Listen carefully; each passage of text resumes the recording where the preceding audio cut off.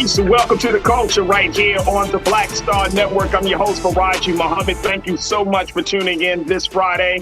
Folks, we got a lot to talk about. Let's first talk about a new Pew Research poll that says that blacks are politically, that we differ on political ideology. I'm going to break down the numbers for you, and I'm going to get into a conversation about where we stand on various political topics. We'll have that conversation. Also, can we talk about the fact that that now President Biden's with his marijuana planning to release those who have been in prison for marijuana's possession.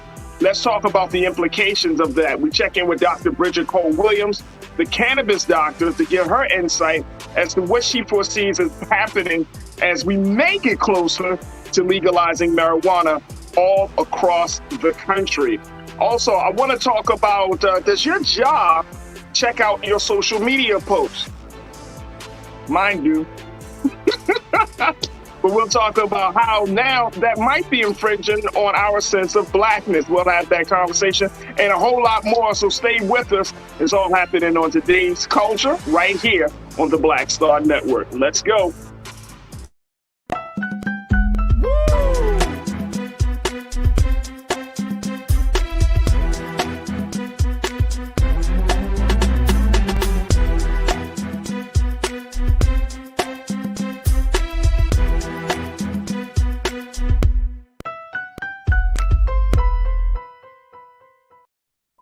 All right, folks, welcome to the culture right here on the Black Star Network. Thank you so much for tuning in. Thank you. Hopefully you will enjoy the conversation. I know you will. Big shout out to my online culture crew that's tuning in today as well. Make sure y'all get prepared to check in with us, to share your thoughts as we have all of these fantastic conversations for you. But be prepared. So make sure you post your comments on our YouTube page and our Facebook page and all of our streaming platforms. And also make sure y'all go to Black Star Network to continue to support us as we're doing the great work of media. We are telling our story, pleading our cause, and letting folks know we got a lot to say, and we are here to say it. BlackStarNetwork.com. That's where you can find all the details on how you can continue to support us. Folks, we got a lot to talk about, so let's jump right into it. First and foremost, a new Pew Research research survey came out stating that Black people, we differ when it comes to political ideology. Very fascinating, because just as much as we have these conversations about where we are and where we stand in this country around issues of politics, political issues, what's the political future for Black America, just as much as we have all of those conversations, we may have to start at square one to resolve the fact, or at least admit to the fact, that we're not all on the same page when it comes to certain political ideology. Let me share with you what the Pew Research Survey has said. Just break down some of the numbers. And in a moment, I'm going to bring in Culture Crew member Rashad Staten to talk to us about what he foresees happening and what does all of these numbers mean as we look at it. All right, so here's the first part of this. According to the Pew Research Center survey, it shows that Black people remain pessimistic about the future of racial equality, and shows the split they have with each other when it comes to some societal issues. Black Democrats, for example, blame institutional racism for a lack of opportunities, while Black Republicans think those who can't get ahead need to work harder. Woo. Khadija Edwards, who is a research associate with Pew, she called the October 2021 online survey of nearly 4,000 Black adults a, quote, a deep dive of Black Americans and the way that they feel about issues. The Pew Research Center survey shows Black people remain pessimistic, and as a result of that, we're looking at some deep societal issues. All right, so look, here's what we got. Look at these survey findings, folks, and we're going to probably refer back to this, but I want to just put it out there. Here's what the surveys are showing. One is the attention to racial inequality issues after George Floyd. Let's go back to one screen there, Keenan, when it talks about, there we go, thank you. The attention to racial inequality issues after George Floyd murder hasn't, quote, led to changes that are improving the lives of Black people, according to 65% of the respondents. That's a reversal from September 2020, when 56% expected change for the better. That's big. Number two, racism, police brutality, and economic inequality rank as the top three big problems for Black people. Racism, police brutality, and economic inequality. And I'm sure many of you got something to say about that as we talk about those issues often. But do you feel like those are the top three big problems? Number three, the prison system, 54%, policing, 49%, and criminal justice, 48%, all need to be overhauled. That's the number of folks that believe that these systems need to be overhauled. Number four, still, Black people have little hope for changes in the justice system, 67% exact, and in policing, 58%, to improve racial inequality. Some 82% don't believe descendants of enslaved people will receive reparations. Wow. And number five, just 13% of respondents called equality likely or extremely likely. 13%. All right, let me go to my brother Rashad here, who is an activist, community leader, nonprofit servant leader, father. He's a man. He's always doing something. Always got his hands in the struggle of the people. Rashad, good afternoon. Happy Friday, bro. How you feeling? Hey, peace. Happy Friday for Roger. Always for the culture, brother. Always for the culture. Hey, Rashad, you a data man. You look at these things. You look at in terms of where we are on our social issues and what's trending, where our heads are. This is some pretty. This is pretty interesting here, to say the least, because I'm looking at it and I'm saying to myself, I don't know if racism, police brutality, and economic inequality, if people still feel like those are the top three or big problems for Black folks. And man, looking at these numbers, Black people have little hope for changes in the justice system, 67%, police and 58%, and that 82% don't believe that we will likely receive reparations. Man, that sounds like there's a huge level of hopelessness that I think is emphasized and highlighted from the survey. What do you take from it? I'm so happy that you just gave me that legway right there, right? I'm a data man, but the fact is, the reality, I'm always skeptical of data, right? What is the whole purpose of the data in the report and what the finding is trying to tell and narrate, right? And like you said, when you look at these levels of engagement, findings, and favor towards a social or social political issue, it's showing a sense of hopelessness of Black folks in America in the last 2 years, right? And whom is trying to make sure that they expand on this type of narrative or story that they want to portray of us, right? The data is not, I don't say it's misleading, right? One is we have these conversations all the time, and not one time have me and you throughout of our years we ever been in one room and we can get every single one of us to think the same, right? So we not a monolithic people, and we're certainly not monolithic when it comes to political and social issues that are connected to the political landscape. One is because we understand politics. Your level of engagement in politics is going to be based, one, off of your upbringing, your close proximity to the family and whichever party in which they're more likely to favor, right? If you're born in a Republican household, you're more than likely to become a Republican. If you're more raised in a Democratic household, you're more there. Where it's a generational thing based off of familiarity versus decision based in reasoning that we often have. Then the next one is this: your political stance is going to be based off of your level of education, right? And that your job employability and your financial standings and things of that sort. So of course, none of these are going to say that we're going to lean towards which area. And we're not even taking into account the geographical locations, right? Of someone that's from the northern, the southern, the Midwest, or anywhere across the country that's going to have to deal with these social constructs and experience it at different levels. What I say is this: I'm glad that you mentioned that hey, I think this Pew Research is trying to gain a sense of hopelessness amongst our people.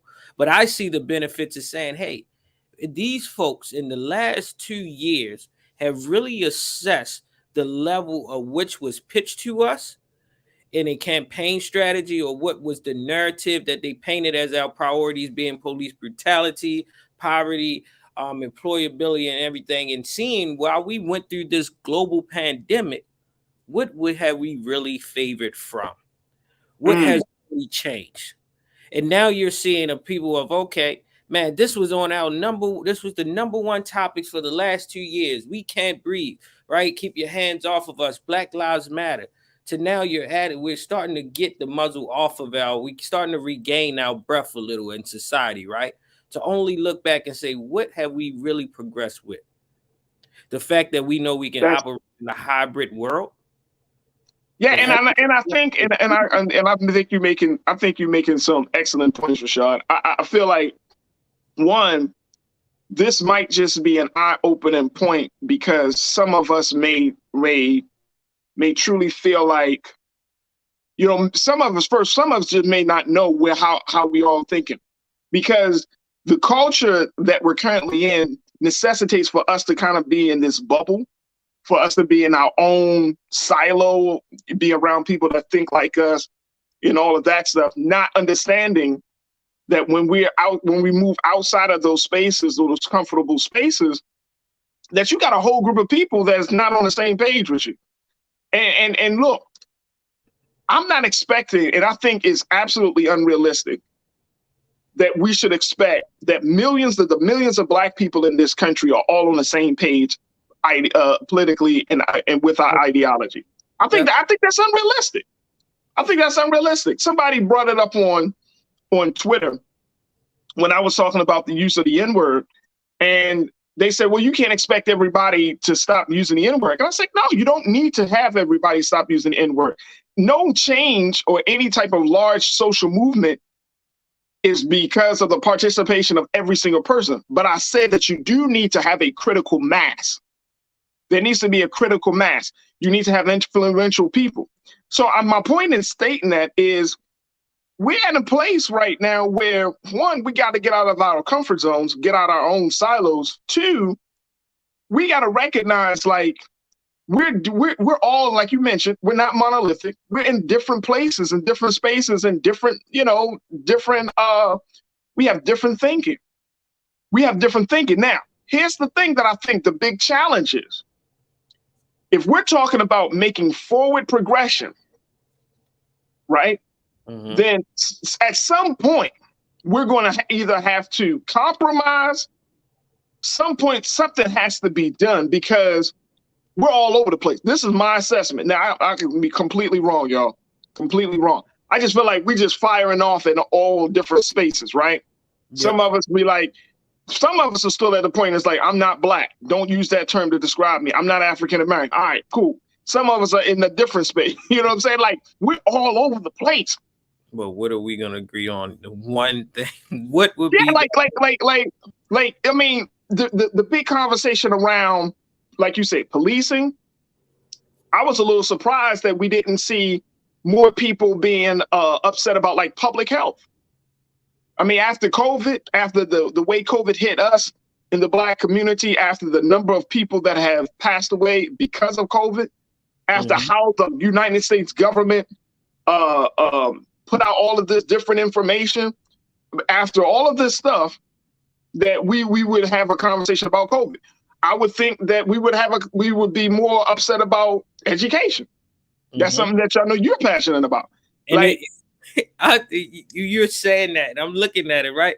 And these are all speaking on public safety, right? These are all talking about institutional, the justice work, right?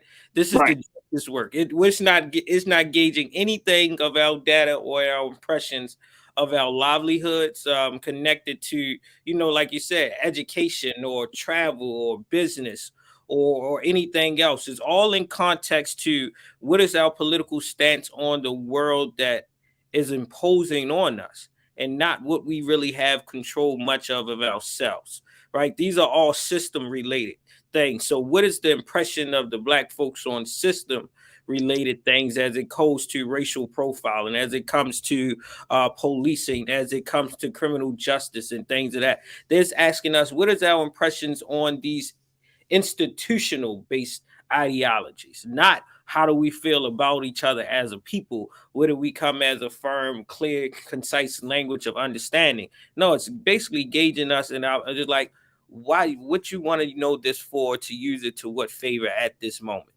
Because none of this is surprising. Oh, none of this is surprising. I think that, you know, and I forgot which culture crew member mentioned this, who said that this is interesting that that this information is released just a few weeks before the election, right? But I think let me tell you, Rashad, I'm serious. We got this election coming up in November. We gonna have another one in 2024. I feel like these two elections are probably the most critical and pivotal for Black America, right? And here's why. I know we say that a lot. I know everybody said this is the most important election of your life, but I'm just saying, because we're coming out of situations from COVID, from the summer of the killing of George Floyd, from the Trump era. We're coming in a place where everything that we thought was sacred is up for fair game, is up for debate, up for discussion, right? The things that we thought were always going to be like foundational pillars of our society is showing that have deep and far-reaching cracks in it, right? Correct. So this is most important. When we saw January 6th, when we see MAGA Republicans, the whole nine, like these are important elections. So I think it's interesting, like if we continue to kind of go along to take the political approach of go along to get along versus being very intentional about how we vote, who we vote for, right? Instead of being very intentional about those things, we're not going to get it. Biden administration, and we talked a little bit about his accomplishments before. As much as we can be critical of Biden, there are some progress that's being made. There are some strides being made. Yeah. But again, we as the constituents, I think we are faced with having to deal with not just relying on government, not just relying on somebody else outside of the community to sustain the community. That's the place that we're in. Yeah. That's the place we're in. Brother Roland talked about this. He talked about, and y'all, if y'all haven't checked out the stream, the urgency of now, this is what we're talking about. This is the urgency of now right now. We're really right there in that crisis point where we're like, either we do or die. We do or die. And that could be through voting. But I'm talking about overall engagement. Yeah. If it's not in the political space, getting engaged in the educational space, in the public health space, in the public safety space, like overall engagement. Yeah. Even in the cultural space, we have to get engaged and say, you know what? Enough is enough. We got to do something different. And it calls into play, right? It calls into, because it's talking about all of these different factors of our institutional, the institutional norms of like systems that we interact with every day, from policing to criminal justice to those different ones. It calls, and even racism, right? Like racism is an institutional thing at this point that we're living in. So it calls into play like, all right, now we got to pay more attention. When is these elections happening, right? Does this survey even specify whether these the survey respondents are speaking from the federal level, from the state level, and the local level, right? Our criminal justice all are then in tiers, right? From state to the federal, from local, things of that sort. So our experiences with these 4,000 respondents is a small microcosm of whom the Black American representation is. 4,000 doesn't suffice for all of us, so I think it's a smaller number, but I think microcosm that speaks to that, and it gives us reason. And I think this calls into play. All right, so what is our stance on policing on the state's level, the local level, the federal level? What is our stance on institutional racism from our state level? And then we have to be able to then say, if we don't agree with it, let's identify someone that we want to actually go in favor or vote for, or be mindful of which bill we need to be calling into play. And I think we don't get lost, like you said, into understanding that these are our own fights, but maybe we need to pick one of these three fights and keep it elongated throughout the years, because in the 2 years, those three priorities, we haven't seen a shift in nothing, and which, as one data point said, it completely shifted in for 56% in then 2 years, because we literally watched it on our screens. We're literally seeing certain bills not being passed on all levels, right? Yet they are part of everyone's political spark notes in campaign speeches. And look, bro, that's the problem. That's the problem right there. Let me go to a couple of comments from our culture crew. Folks, let me hear what you got to say. Let's chop it up a little bit here as we talk about this Pew Research survey that says that blacks, we differ on political ideology. Here's where do you stand on this? All right, let me start it off with my brother Damon Blissett. Damon, good to hear from you. You said work harder. We out here grinding. These laws, systems, and etc. are keeping us from getting a fair shot at advancing. Yeah, the goalpost is always moving, brother Damon. It's always moving. We know that. We know that. So I guess my question to you, brother, because of course I think you're right on point. My question is, do we keep trying to reach their goal, or do we just walk away and be like, you know what? I'm about to get on somebody. I'm about to create my own field. And then I'm saying that in the sense of not trying to break our neck, using all our time, talent, resources, using all of our energy to try to reach their goal that keeps moving. Or do we just like, you know what? I'm going to do their goal, but then I'm going to start building my own field. I mean, we got to ask those questions, right? Like something got to give. Something got to give, because we don't want to pass on to the next generation goalpost chasing. Yep. Say that again. We don't need to pass that on. I don't need to pass that on to my son and daughter. I don't need y'all to pass that on to y'all children. Goalpost chasing, how to chase the goal. We talking about chase the bag. Black folks, we talking about how we chase the goal, because that's always moving. And that always plays a question based off of what our values, what our standards, and what we're not willing to compromise. We're always framed political ideologies that we have to navigate. Absolutely. Absolutely. Janae, you checked in. Thank you, Damon. Janae, you said the timing of this before the midterms, it's okay to feel not okay, but we ain't suicidal. Keep pushing against the flow. Yeah, I agree. And Janae, you're the person I was speaking about. You're right. The timing of this. But I think it's a good time because we know now in the next few next few weeks, when we go to the polls, we should be as informed about everything that's happening around us politically as much as we can be. So we can make a more intentional, I think, an intentional choice on how we're going to move forward from this election and the one in 24. Great point. Mr. Fix-It, good to hear from you. You said men have to stand up, women have to stand up. Look at the athletes who make millions each year, but aren't starting banks, mortgage companies, grocery chains.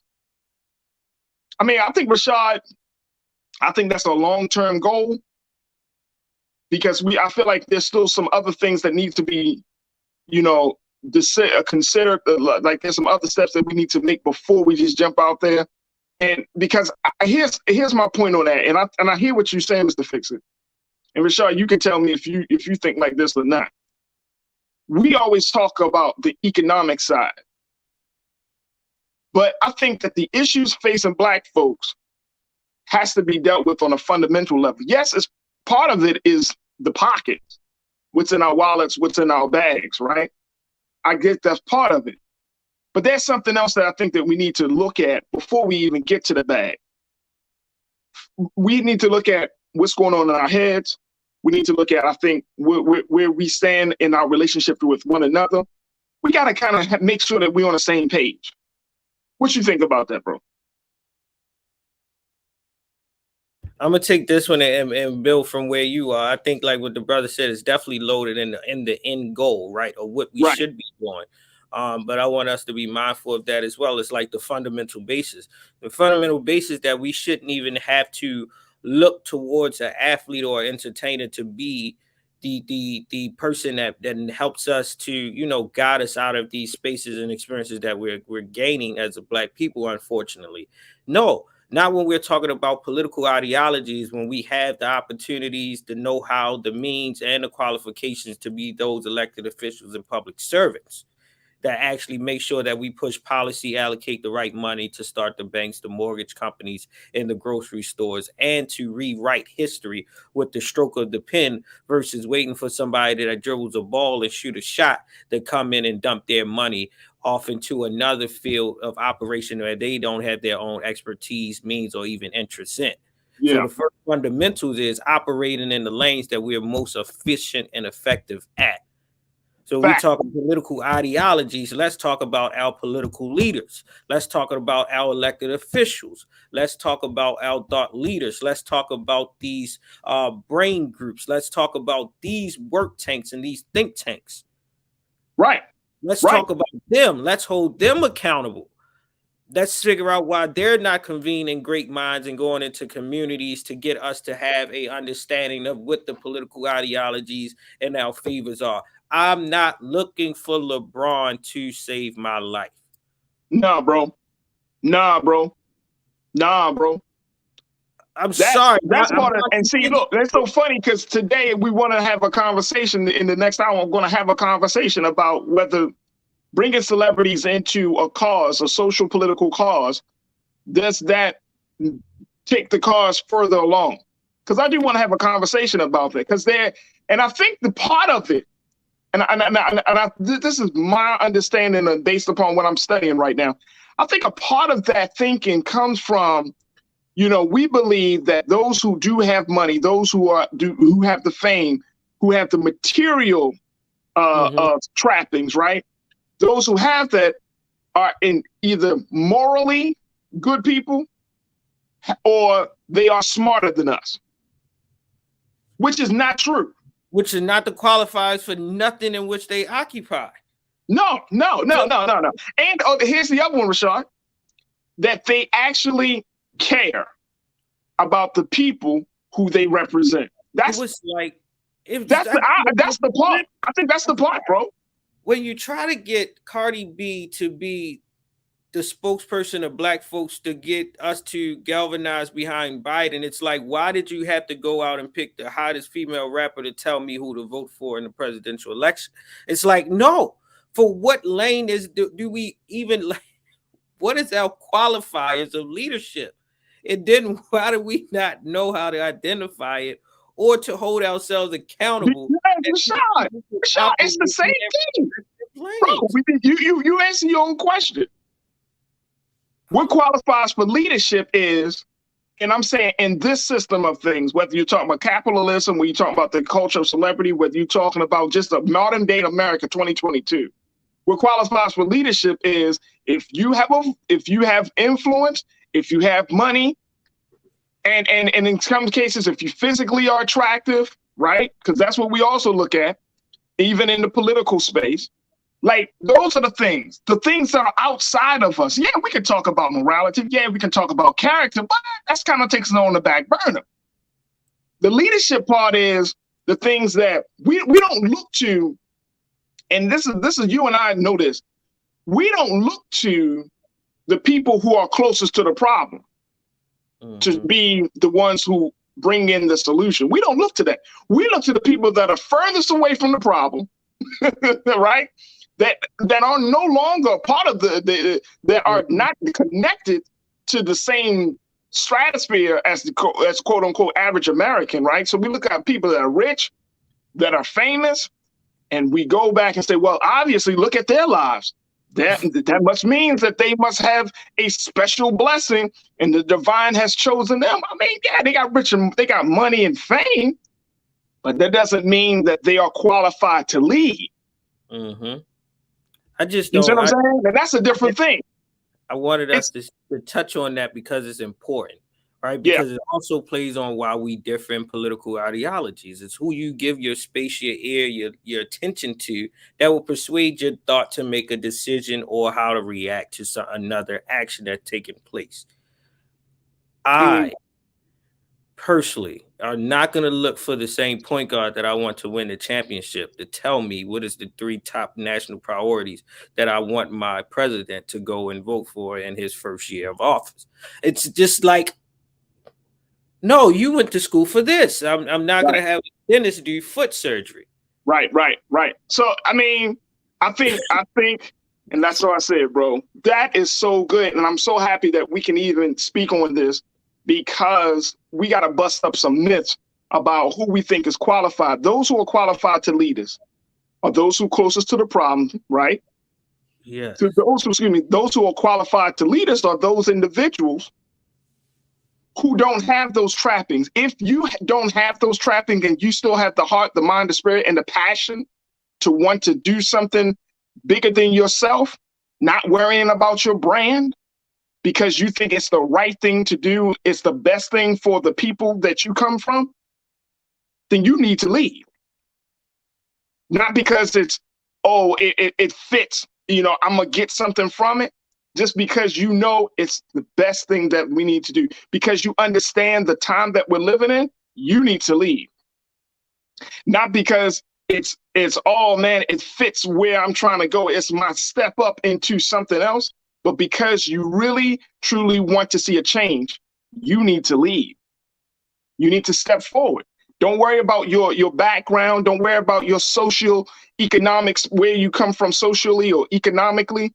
You need to lead, because we need those voices. I'd rather hear the voices of those who don't think that they can lead rather than those who believe that they can lead, because most of the time those who believe that they can lead, they ain't qualified. They ain't qualified. They have no sense. They have no, and I'm going back to your point real quick, bro, as we wrap up. The point is, I don't need a point guard who wins the championship that didn't talk to the president, to the governor, or to the mayor, or to the alderman, to the councilman, to say bro, stay in your lane, bro. And I don't want to sound like shut up and dribble. I don't want to get into that space. No, it's not. I'm just saying, some of y'all don't need to lead. Well, you can fund, you can give us some money.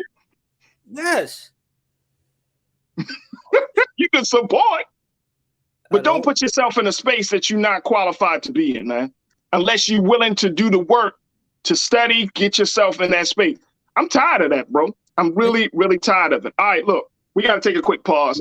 We're going to switch gears. Look, folks, we're going to take a break. When we come back, we're going to switch gears. Let's talk about President Biden, how he is pardoning those who are in possession, who have marijuana possessions. We're going to be checking in with the cannabis doctor, Dr. Bridget Cole-Williams, to talk to us about the implications of this. And is this a step for the United States to start to decriminalize cannabis in America? We'll have that conversation. And of course, we want to have it with you, because no conversation is complete without you. So we want to make sure that you join us for that as well. So stay with us. That's happening on The Culture here on the Black Star Network.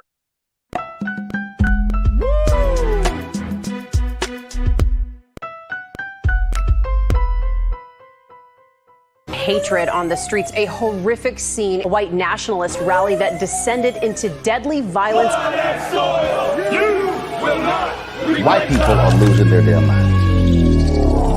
As an angry pro-Trump mob storms the U.S. Capitol, we're about to see the rise of what I call white minority resistance. We have seen white folks in this country who simply cannot tolerate black folks voting. I think what we're seeing is the inevitable result of violent denial. This is part of American history. Every time that people of color have made progress, whether real or symbolic, there has been what Carol Anderson at Emory University calls white rage as a backlash. This is the rise of the Proud Boys and the Boogaloo Boys. America, there's going to be more of this. Here's all the Proud Boys, guys. This country is getting increasingly racist in its behaviors and its attitudes because of the fear of white people. The fear that they're taking our jobs, they're taking our resources, they're taking our women. This is white fear.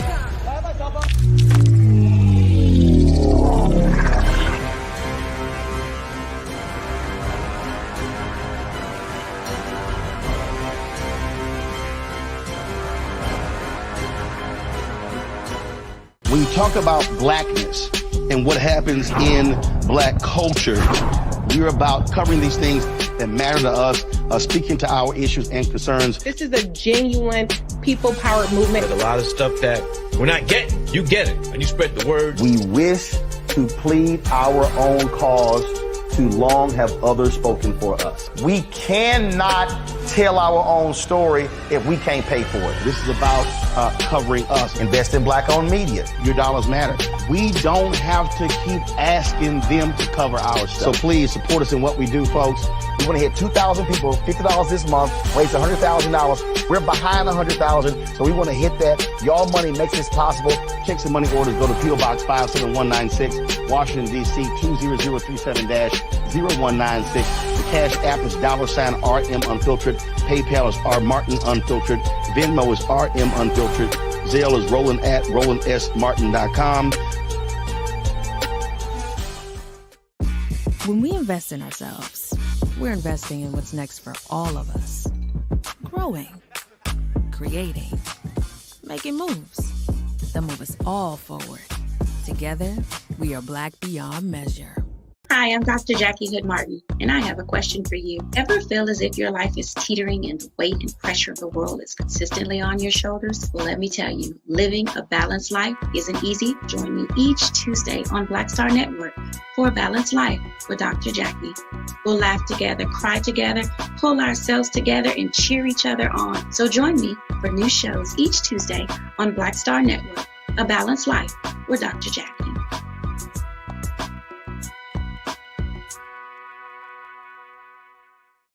When we invest in ourselves, we all shine. Together, we are Black beyond measure.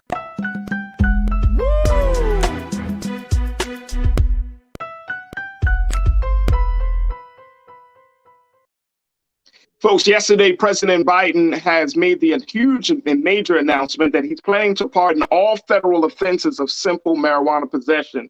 And many are saying that this is the first major step towards decriminalization. Here's what has been said about the president. Take a look at this, folks. This is a report from CNN where President Biden said on Thursday that when he pardoned all prior federal offenses, take a look, of simple marijuana possession, a move that senior administration officials said would affect thousands of Americans charged with that crime. Thousands.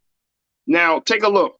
As part of the announcement, Biden also encouraging governors to take similar steps to pardon state simple marijuana possession charges, a move that would potentially affect many thousand more Americans. And the president will task the Department of Health and Human Services and Attorney General Merrick Garland to expeditiously review how marijuana is scheduled under federal law. The first step toward potentially easing a federal classification that currently places marijuana in the same category as heroin and LSD. Here's what the president said on this issue, folks. Check this out. He put out in his statement, no one should be in jail for using or possessing marijuana. Now, he said this through a video announcement announcing his executive actions. He said it's legal in many states, and criminal records for marijuana possession have led to needless barriers to employment, housing, and educational opportunities. And that's before you address the racial disparities around who suffers the consequences. While white and black and brown people use marijuana at similar rates, black and brown people are arrested, prosecuted, and convicted at disproportionate rates. That's from President Joe Biden. We wanted to have more in a bigger conversation. We still got our culture crew member Rashad joining us, as well as Dr. Bridget Cole-Williams, who is an advocate. She's an author of the book Courage in Cannabis. She is a wellness coach, and she's an advocate of decriminalizing marijuana. We wanted to bring her into the fold as well. So we thank everybody for joining us. Dr. Bridget, thank you again for being with us this afternoon. How are you? Pretty good. Thank you for having me. Absolutely. Dr. Bridget, when we heard about this, what President Biden is planning to do through this executive order, were you excited? What was your initial reaction? I felt it was timely. You know, we're hitting another election. And so when you have the midterms coming up, people do things. So I felt that it was a timely act. It was a small act, but it is significant because it sets a statement for the other states, right? We're only talking about federal crime. We're not talking about statewide. We're not talking about across the country. So if Biden says, let's limit and pardon these federal offenses, it sets up room for states to make bigger acts. And I'm hoping that's the way we go. So do you foresee that being to happen realistically, considering that, you know, a lot of these state legislations are Republican controlled? I read one number, it said about 30 out of 50 state legislatures are actually Republican controlled. And I'm like, wow, that's a lot, a little bit more than half. So how do you think this is going to play in those states? The problem is that Republicans are already saying that Democrats are too weak on crime. And so most likely they're going to try to fight this. But if we send the correct message and we can somehow help the people that are most affected by the war on crime or the war on drugs, then possibly we can start to make moves. So like I said, it's a small gesture, but hopefully it can be meaningful. So when the president talks about how Black and brown folks are often, we're prosecuted and arrested and charged at a disproportionate rate based upon the work you're doing, you're a family physician, you're a wellness coach, you know, you're an author and you're a researcher in this space. I mean, is there any way outside of executive action that we can kind of close the gap on prosecution, on arrests, on charges between Black, brown, and white? The fact of the matter is, I don't even know how much this is going to affect Black and brown people. We're talking about a federal pardon. That means you had to be in a national park, probably, you know, camping. You had to be on Capitol grounds. You had to be on the Mall of DC. You had to be on military property.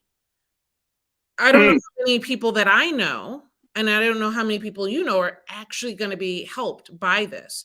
Now, in the long run, it will help people that have already been released, but but the fact of the matter is, how many of those are really going to be people that you and I know?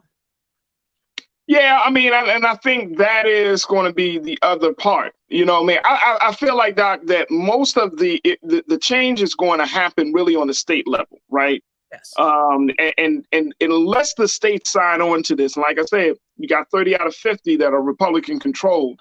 And I've actually seen some Republican, you know, lawmakers are saying, all right, we may have to just kind of move forward because they're losing ground on the culture war in some cases, right? So I think that we may see some of those 30 kind of, you know, say, okay, I'm a side with the other 20. But I still think that this is like you mentioned, this is going to be a state, like this has to be more of a state sponsored action, right? So, but let's looking outside of the political and the legal space of it, right? The cultural space. I mean, I saw and I'm trying to remember who put it out, but I saw a survey that said that more Americans have a more favorable view of marijuana, cannabis possession usage, even outside of the medicinal purposes. And I'm sure you've seen things like that, but it still seems to be this level of resistance, right? People still feel like this is a gateway drugs. People still feel like that this is going to lead to other issues. What's your response to that? None of that is true. That cannabis is not the gateway drug. The research that's been done out there, where they looked at high school students with consumption of alcohol, cigarettes, and cannabis, the ones that are more likely at the youngest age to go on to heavier drugs were actually the alcohol users. Okay. So we need to change what we understand. Reefer madness and the propaganda around cannabis is strong and it's alive. And if we want to help people medicinally, if we want to give people more room recreationally, we have to get rid of the stigma. We have to get the facts out there and a better education around what cannabis is really about. Right. I want to bring my brother Rashad back into the conversation on this. Rashad, you work with the next generation and young people in variety in different spaces. What do you make of what President Biden is doing, and how do you think it's going to impact the next generation and the conversation around cannabis? No, I think Doc hit it right on the nose. It's this level of understanding, right? What we always say, those that understand politics. Everything is not a big win, but you can see this as a small win to open up the conversations to, you know, reconsider these things on a state level, which will directly and majority impact a larger population of people, especially Black folks. If these are passed on the state level and directly impact state employment, state policing, and state educational systems, right? All that is connected to our livelihood. Now, what we do be mindful of, like you said, is the reality. It brings us into a place of, if we become more humane towards that, we can resolve some of the former past issues and the implications, right? Because these are federal laws that then trickle down to state, that then replicated into how we practice them on the local level. That if we are now to address what we have done in the past by starting first from the federal, with this act in itself by the president, then we can start to see us revisiting the past to make a better future. Because like she said, we can debunk. We have data that debunks how marijuana imposes or infringes on our livelihoods, our actions, and whether it is a gateway or not. So it's not that conversation anymore. It's now, how do we redo from the past and the harm that was inflicted, to making sure that we are creating space of opportunity and accessibility for those that are already indulging, can make even more beneficial decisions as far as employability of recreational use, of how they want to use it to do any healing, some wholeness practices, some other things that marijuana or the cannabis business in itself can offer. I think it's a great stride. I think if you was to ask anyone that's been incarcerated about 40 or 50 years over some simple possessions of not just marijuana, but to come back out of the walls and be regain entry and have these conversations now, I bet you it'll be breathtaking, mind-blowing, but they can certainly be like, about time we had this conversation, because it's long overdue. Absolutely. Let me share some of the Culture Crew comments from our online Culture Crew, because folks got a lot to say on this, Doc and Rashad. Crypto Z, you checked in and said, don't let Joe win us over weed. Smoking weed, you still can't work at my job as a firefighter. Don't let them trick you. A lot of young Black kids come to us and fail drug tests back to back. Ooh, Doc, that is true, right? Like, the employment thing is still, like, it could be, the sentiment can be there. The federal government or state government can say it's okay, but the business community might say, no, it's not okay. How do we get through that? How do we not make sure that we don't put Black and brown youth who are looking to get employment in the trick bag? Absolutely. So I have to say, I can't tell you, I have a number of firefighters that have lost their job, or their job has been highly threatened because of cannabis use. And these are people that put their lives at risk every day to keep us safe. And the fact of the matter is, their bodies are beat up, they're broken, and it's okay for them to be on opioids. It's okay. They encourage alcohol use, but then for them to use something that is good for their mind and their body is prohibited, is a problem. So I want to make that very clear, and I support our firefighters greatly in what they experience. The fact of the matter is, we have bad testing. We have a test that only picks up THC metabolites that have been sitting in your fat, that goes through your urine, and it does not mean anything about intoxication whatsoever. We need to have better testing. I trust that testing is out there and it's being held back to some degree, because there's no reason why we cannot have testing that shows if you're actually intoxicated or not when you're talking about cannabis. People can go out to into their cars, sit in the parking lot, drink a beer, come back to work, but if you, and still get away with it if nothing is apparent. But if you had cannabis a month ago, a couple weeks ago, and it shows up in your urine, now you've lost your job. There's something wrong with that. Yeah, and I mean, it's interesting here in California, Governor Gavin Newsom just signed a bill where he said that companies cannot fire employees who use cannabis in their off time, in their personal time. So, because some companies have some very strict guidelines around cannabis use, and it's like, random drug tests, piss tests, and all of those things. But Gavin Newsom said, no, that's not fair. That's not right. I mean, we legalized it in the state, but then you're still going to penalize folks for taking it, and it sends a mixed message. Good point. Mike V, you said in Massachusetts, we have social equity in cannabis programs that solve this issue. Most states are adapting this framework and seeing positive results from it. Doc, have you seen this? Or can you talk to us about these social equity in cannabis programs? So the social equity programs are really to allow the Black and brown people, or the people that have been most affected in their neighborhoods have been most affected by the war on drugs, to have an opportunity in the space, right? The businesses, some of them are coming on board. Definitely. I used to read the drug test for companies and in occupational medicine. And so I've definitely seen a little bit of loosening and understanding, and they're trying to learn more about this. I work with HR groups as well to learn more about how to address the cannabis employee you've always had, right? How do you address it now that there's legalization and medical programs across the country? The problem is that when you're talking about social equity, that there's not enough of it, right? That even if you have a social equity program, it's hard to still start a business. There's the Safe Banking Act that doesn't go through. Even if you are trying to make this a legal business, it's hard to get a loan. It's hard to open a bank account. It's hard to keep anything. You're red flagged for everything you do. You treat the person that's trying to make a legal living like a criminal, and we need to put that to an end. Oh, no doubt, no doubt. Janelle checked in. Janelle, good to hear from you. You made the point. Republican investors have no problem getting involved in the legal cannabis industry. Legalization may cut into their profits and capital gains. I really see the lobbyists pushing back. Rashad, do you foresee that's happening as well? Hey, that's the means of like those that know versus those that not. The Republican and I'd say most conservatives understand the profitability of this cannabis industry versus those that are coming from the Democratic side of the most populist that operate within that fraction are most the ones that are mostly inflicted and imposed from the harsh realities of the criminalizing it. That it's going to take us back a few times to actually see the benefits of it. And I think what it calls towards is a level of education and awareness that needs to be done. Right. Yeah. It's the fact if you're an indulgent in this in the illegal practice of manner and way, that there's legal onsets as well.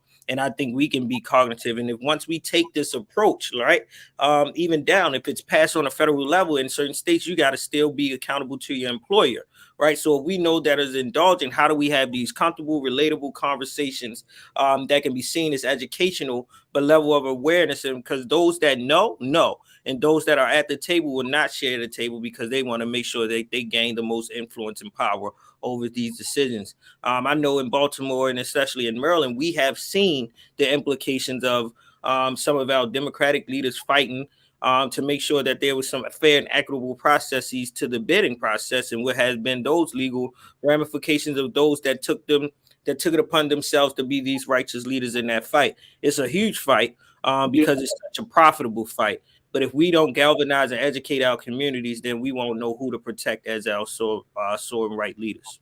Absolutely, absolutely. McCole, you checked in. McCole, it's good to hear from you. You said there will be a shift in economics for Black people. Billions of dollars are being made from marijuana sales, medicinal, etc. And Black people need to be a part of this wealth. Doc, I know you talked about this, and this is certainly a big point of contention around this. Is this President Biden's policy, his executive order, will this change the dynamics of Blacks coming into the industry, not as users, but as producers, as distributors? Not directly, right? That my feeling is that we need to start by helping people that are most deeply affected, which is what he's sending a signal out to do. He's sending out a signal to help the people that are most affected. But if we really want to help people get into the space and benefit from it, we need to have decriminalization. We need to have descheduling of it so that it's more available for people that need it medicinally, right? We need to have better banking and business opportunities. All of these raffles and opportunities that only kind of you might get an opportunity, you might not. You have to have $1 billion or at least a good million to get into the room. That doesn't really necessarily help us. We need more one-on-one education, because even if you do get the opportunity, you don't necessarily know how to run these businesses, and it's not necessarily the same. So giving the opportunity is one thing, having the education and support is another. So it's a signal to change the narrative, but we definitely need a lot more work before we can say that we're in the playing field. So, Doc, and Rashad, as we wrap up this discussion, I mean, I'm concerned also about the fact that a lot of this cannabis possession, you're talking about young Black men, young brown, Latino brothers, young Latino brothers as well. What's the message that we want to send to the next generation about this, and how do we have this conversation, Dr. Bridget, around cannabis uses, especially when it comes to children, when it comes to teenagers and young adults? Where do we start with that? So as far as what we do with it's all education. In Europe, where wine is considered just a normal part of life, they don't have huge alcohol issues the way that we have here. We need to provide education. People need to understand that though it can be used as a way to relax, it is also an incredible medicinal plant that we need to be able to understand more and to keep it in a space where it is useful and not overused. I still believe in responsible use. I still believe in empowering the patient, but we don't want this to necessarily be a crutch for anyone. So education is really what we need to provide for children, as well as giving people an opportunity to get in this space and to be able to use it in a useful and profitable way. And Doc, and then I'm gonna go to you with this question as well, Rashad. Doc, do you think that this is the big enough cultural issue where we need to bring it into the schools in some way, that we need to have these conversations within the classrooms to at least get to start that process, the educational process? 100%, because everybody knows at least one cannabis user, right? And that cannabis user could be people that you're working with. It could be someone in your family. These children are growing up with parents and relatives that are using it. And if you are looking at some of the propaganda, it can be very confusing for children. We don't want our children growing up believing that their parents are somehow drug users or criminals. We need to normalize safe use. It's just as over time we've allowed alcohol to be a normal part of society, we need to allow children to understand that cannabis use can be used in a safe manner and help actually the adults in their circle to work with their pain, anxiety, as well as numerous other medical conditions. Rashad, what's your take on that, bro? Same one. I think Doc hit it right on the nose. That the first approach has to be education, and the reality is that these educational type of programmings and opportunities exist. I've seen it in the districts that I've worked in and the programs that I've even led or supported. One is around substance abuse and prevention, like using exactly what is propelling and promoting unhealthy decision making to use that as a level of awareness. So we actually, in the last 2 years, we visited how many schools in Baltimore doing substance abuse and prevention, specifically around cannabis, right? Because it's so highly promoted, it's such a norm practice that is being seen on our podcasts, to our radios, to our TVs. Your biggest superstars and everyone else is not even hiding it from camera anymore, but there, from their vantage point, it is a business deal. It's a partnership. They're owning some of their investors in certain cannabis industries, right? So we see it as this cool thing, and the young person is impressionable, thinking that it's so normalized that it doesn't directly impact them. So what we do is say, you know what, you got Snoop Dogg on here, you got Wiz Khalifa on there, your favorite rappers doing this, but look, then we now use that as an introduction to financial literacy. No, they're not just indulging in it for that, but this is a business thing now. So now they're taking it out from the street, the street dark market, black market, to no, this is a profitable industry. And if I play my cards right, I can even be a card holder. I can be someone that is traveling. I can open up a store. I can get into other like medical usage of it, like we're saying, and it's not just recreational or used from distraction. I think it's important. I think it's needed. I think it needs to be normalized, and I think that it needs to be a way where we can actually bring truth to reality of what is being promoted through our celebrities and our entertainers that have the ear and the conscious mind of our young people, and want to use that to say, hey, They're selling this idea, but they're not telling you how they're selling into this industry either. Yeah, great point. Dr. Bridget Cole-Williams, we truly appreciate you. I know there's going to be many more conversations around this, so I thank you for your time today. Rashad, my brother, thank you for joining us this afternoon as well, always bringing something insightful for the culture. So I thank both of you for being so good for the culture and being a part of the discussions today. We appreciate it. Thank you. All right, folks, we got to take a quick pause. When we come forward for the second half, let's talk a little bit about where we are. Let me just take my notes here, folks, because my mind is still on this cannabis discussion because there's just so many complexities on this thing. But when we've come forward, let's go back to that piece. And you heard Rashad and I talk a little bit about it, but there is a conversation that's happening that Washington and Hollywood are going to come together because there are a number of celebrities that are deciding to use their platforms to step up and speak out. The question is, can celebrities actually make a difference when it comes to political and social change? We're going to have that conversation with Culture Crew member Nira Muhammad. And then later, I want to talk about, does your job care about your social media posts? Do they watch you? We'll have that conversation. And I got something for you for Trends Posts and Doing the Most. It's Friday, and we got to talk about some things. So stay with us. A lot to come that's coming at you in the next hour of The Culture right here on the Black Star Network. Don't go anywhere.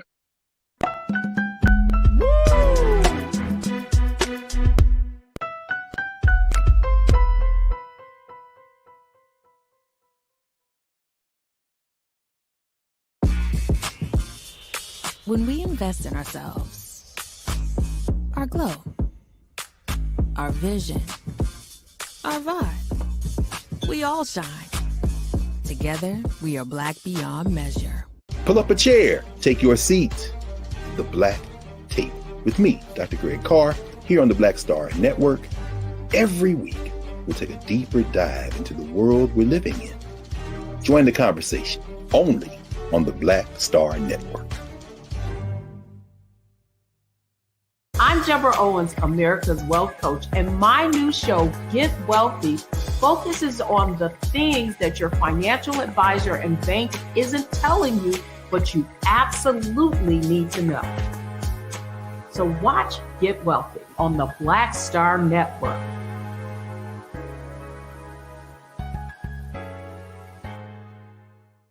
Hi, I'm Dr. Jackie Hood Martin, and I have a question for you. Ever feel as if your life is teetering and the weight and pressure of the world is consistently on your shoulders? Well, let me tell you, living a balanced life isn't easy. Join me each Tuesday on Black Star Network for A Balanced Life with Dr. Jackie.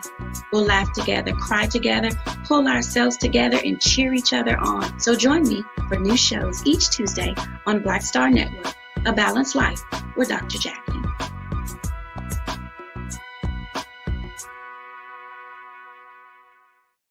When we invest in ourselves, we all shine.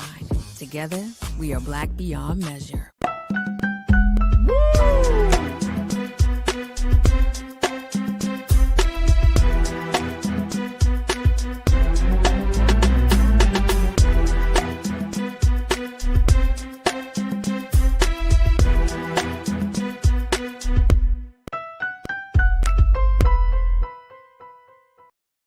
All right, folks, welcome to the second hour of The Culture right here on the Black Star Network. I'm your host, Faraji Muhammad. Thank you so much for tuning in on this Friday afternoon, and happy Friday. We are here at the end of the week. Wow.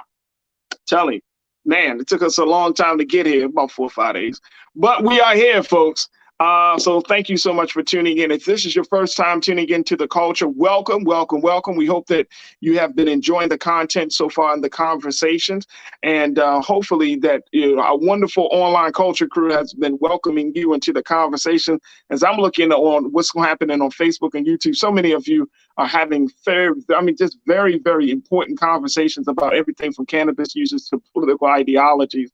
These were the two big topics that we talked about in the first hour. So if you missed the first hour, make sure you go back to the replay, go back to the live, to the stream when we restream the show later on today, and check it out, because they were timely conversations for very relevant topics. So make sure y'all check that out. Also, make sure that you do your due diligence. Support us here at Black Star Network financially. We're looking for your support. You can go to our website where you can download the app for free on all of your devices. But most importantly, you can give and support to Black Star Network. This is Black-owned media like never before, folks, where we're creating a platform where we have these discussions in a very, very authentic way about the conference, about the topics, about the people. I mean, just about our culture. So make sure you check us out at blackstarnetwork.com. Show your support, share the streams, and then, of course, continue to tune in to this show and so many other shows that we have.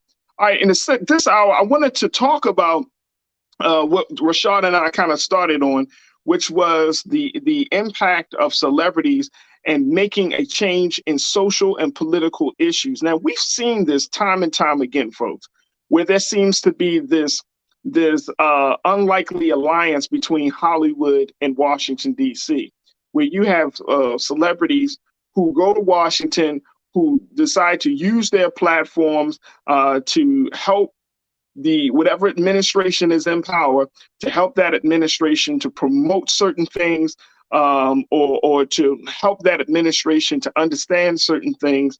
But there's this kind of partnership that's happening. And this came out because Elton John performed recently at the White House, and he was given an awards medal. Take a look here. Elton John, more stars return to the White House under Biden. But are people listening? This is part of the discussion about celebrity involvement. Now, if y'all remember, in quote unquote what they consider to be the golden age of Hollywood, entertainers didn't mix politics with entertainment. That has certainly changed a lot. You know, we see basketball stars, we see football figures, we see actors, we see singers and dancers, we see entertainers who are using their space. And it's almost, it really is now, it's just understood that if you are an entertainer, yes, you entertain, you can sing, you can dance, you can play sports, but you also have to have an issue. You have to have a cause that you're standing for. And that is a huge shift from what we've seen in Hollywood. So I want to share with you what USA Today said about this, because I think it brings up an interesting topic, and it goes back to that point that was brought up in our first conversation today, that when we're talking about leadership, especially for Black people, should we look to our Black celebrities to lead the charge for social and political change?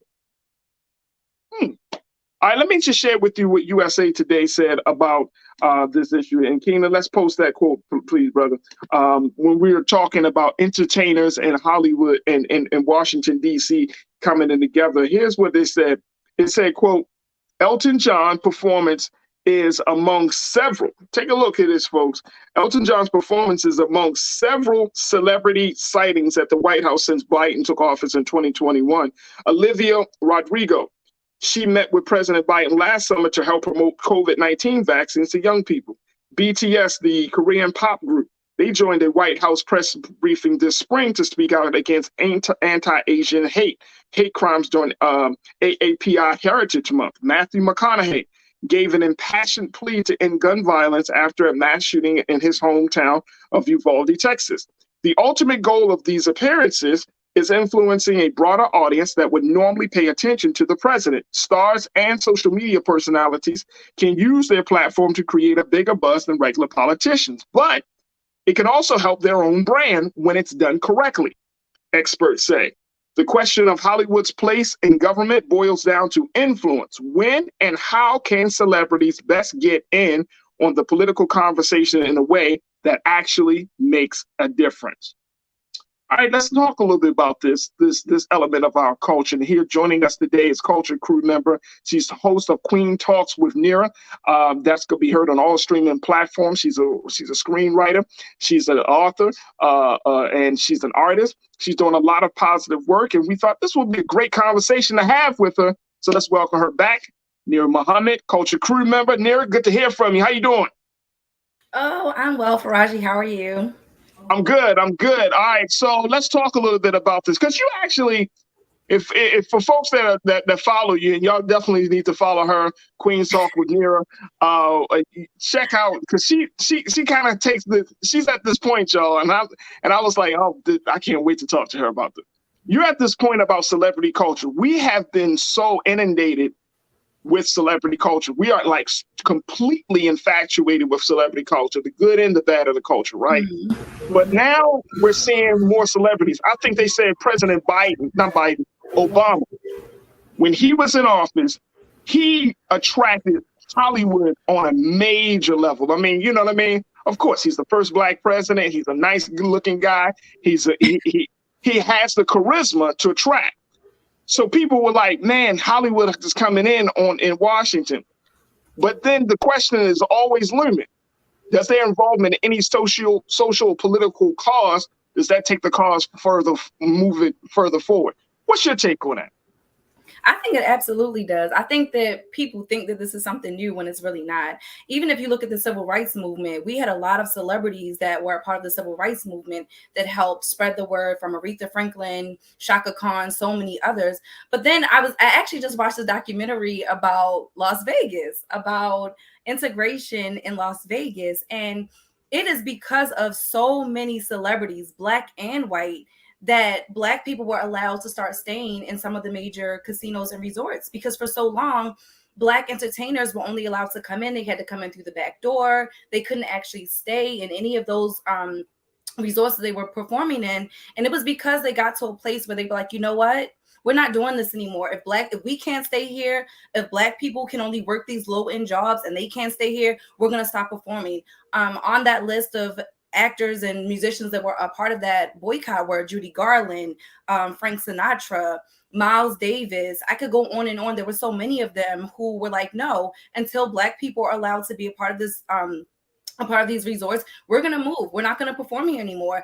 And once they realized that those dollars and cents were really impacted by these musicians and these actors saying, we're not performing here anymore, they changed the law. So I definitely believe that, especially in this day and age when so many young people are influenced by their favorite celebrities, there are probably young girls right now who want to go to college and think it's cool just because Meg Thee Stallion went to college and graduated.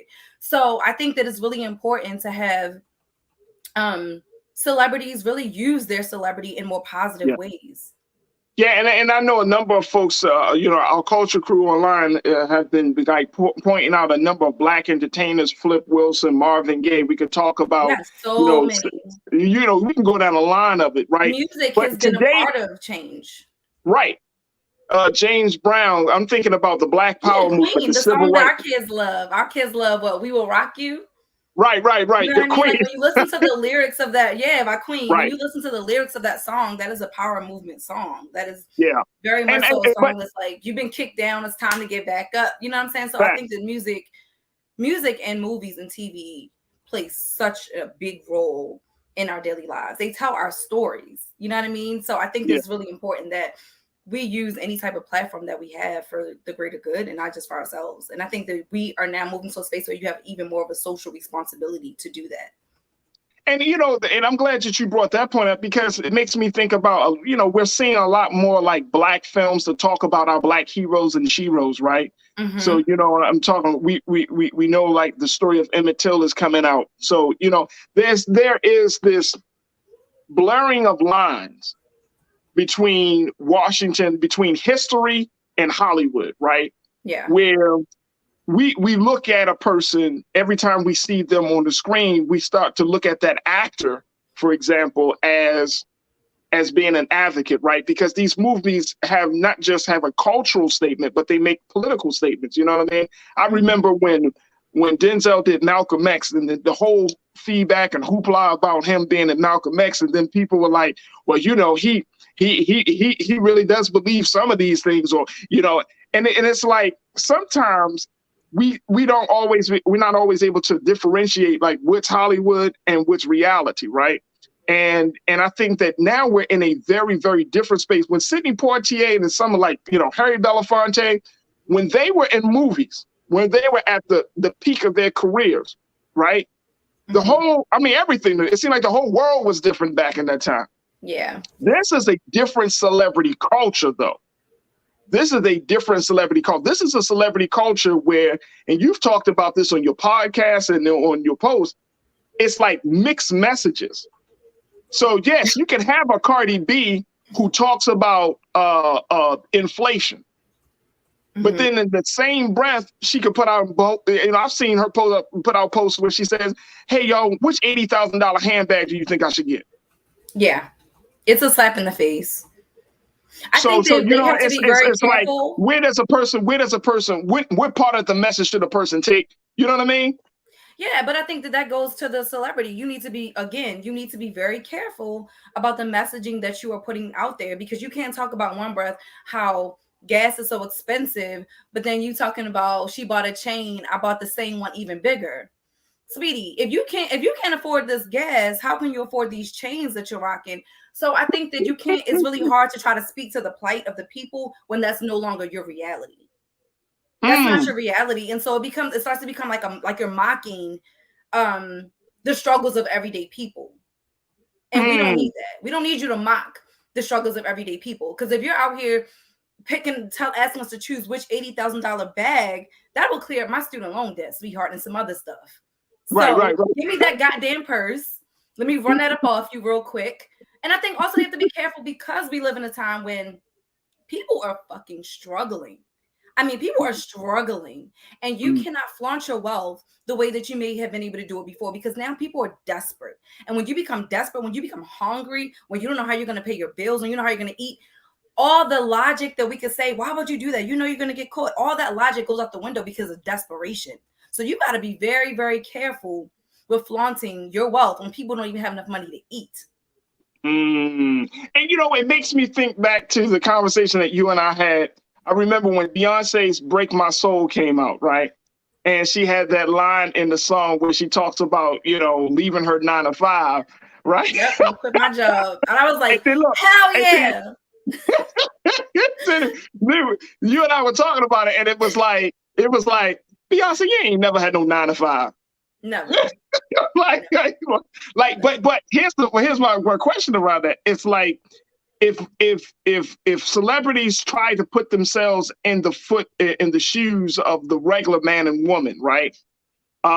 Is that making mockery, or is that not some level of empathy and where they understand, like, yeah, I know I'm in a different place, but I'm gonna, at least I see you for who you are and what you're trying to do. Like, where it seems like that boundary can get a little blurry, or that line can get a little blurry.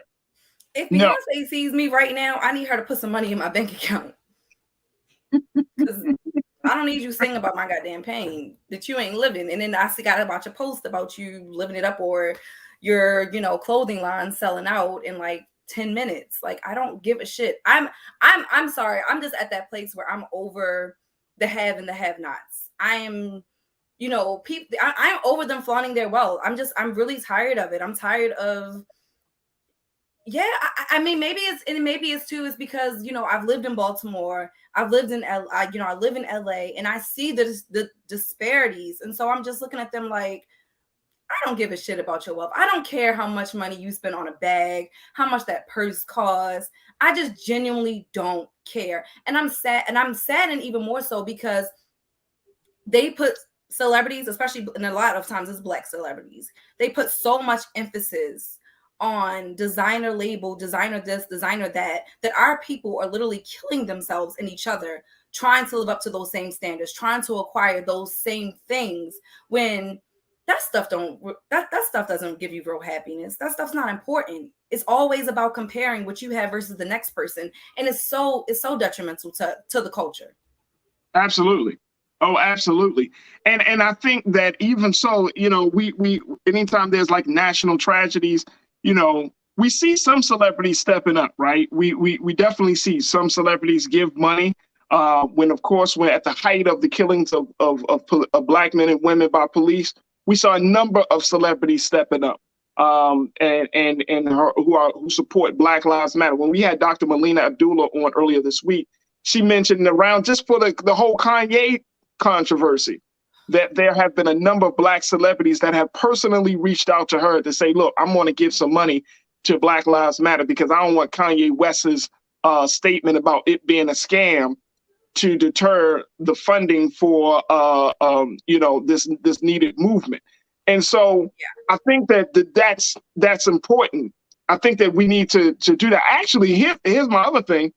We should make this a requirement that if you stand before Black people as a Black artist, Black creative, Black athlete, that you really need to have a cause. Like, what is your cause? Yeah. You know what I mean? Because we need to know. Now, we know, like, some of these, the next generation hip hop artists, for example, like, we talk about Lil Baby. He gives away a lot to the community in Atlanta. He does things. He's actually got an award recently because I think from the Academy of Music, because of his level of community service, right? Like, there needs to be a cause. I think this is we at this point, we as the consumers of this art, we have to demand more from our artists. I agree. And be beyond just a photo op, beyond just a photo op. Oh no! A photo op is going to cost you about $1,000 with these celebrities these days. I mean, I know you're talking about Chris Brown, so let's put it out there. It's not even just Chris Brown. It's a lot of them. They all do the same thing. Beyond, all of them charge $500 plus for someone to even stand next to them and take a picture because they're so damn self-important. You're so important that you got to charge your fans who made you who you are today. You got to charge them $500 to $1,000 just to take a picture. Wow. I have a problem with that. This dude, it was like, I got into it with somebody on Twitter about it. And he was like, if you broke, just say that. And I was like, if I'm broke, just say that. I'm broker than Chris Brown for sure. Like, I'm broker than all of these celebrities for sure. Why the fuck would I pay them to take a picture as if they're not human like I am? I don't care enough about any of them to do that. I took a picture of Mr. Farrakhan for free and he picked me out of a crowd. So to hell with all y'all. I don't care. I'm good. And I've taken pictures with a lot of celebrities over the years through the work that you and I have done. Never once did I pay them a dime. And I wouldn't. I would tell them, you eat, sleep, and shit the same way that I do, and you can suck my ass. That's probably what I would say. Wow. To be honest. Okay. Like, I don't care. Ooh, you're so important. Like, you're not that important. You're not. Wow. All right, let's take some comments from our culture crew. Alan, you checked in and said, did any of these celebrities do or say anything about the Black people that got slaughtered in Buffalo? Yes. Yep. Then you're talking about at Top Supermarket, a number of hip hop artists actually stepped up. Yeah.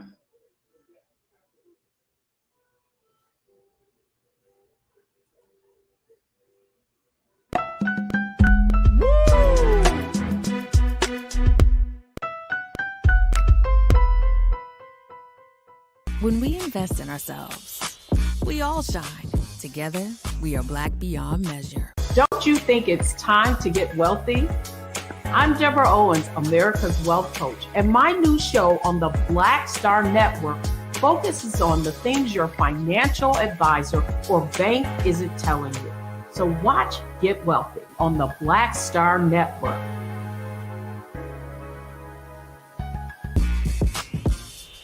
When we invest in ourselves, our glow, our vision, our vibe, we all shine.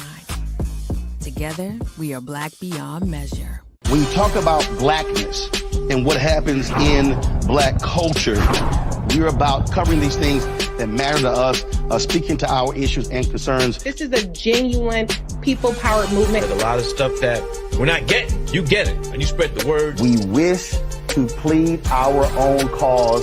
Too long have others spoken for us. We cannot tell our own story if we can't pay for it. This is about covering us. Invest in Black-owned media. Your dollars matter. We don't have to keep asking them to cover our stuff. So please support us in what we do, folks. We want to hit 2,000 people, $50 this month, raise $100,000. We're behind 100,000, so we want to hit that. Y'all money makes this possible. Check some money orders. Go to P.O. Box 57196, Washington, D.C. 20037-0196. Cash App is $RM Unfiltered. PayPal is R Martin Unfiltered. Venmo is RM Unfiltered. Zelle is Roland at RolandSMartin.com.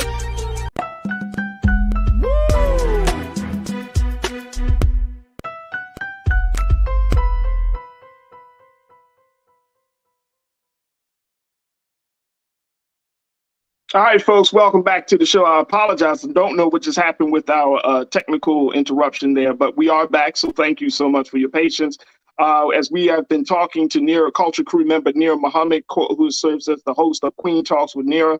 And we're talking about celebrity culture in Hollywood in Washington coming together and asking the big question, can celebrities make a difference when it comes to social and political issues? And I want to bring Nira back into the fold as we have this conversation and share share some of the comments and posts. I don't know what just happened, but we're back. We are back. All right. So Sandy, you are a loyal watcher of the show. You said no, Faraji. Average people don't have a cause. The only thing we need to demand is their art. Anything over that is extra. I respectfully disagree with that, Sandy. Here's why.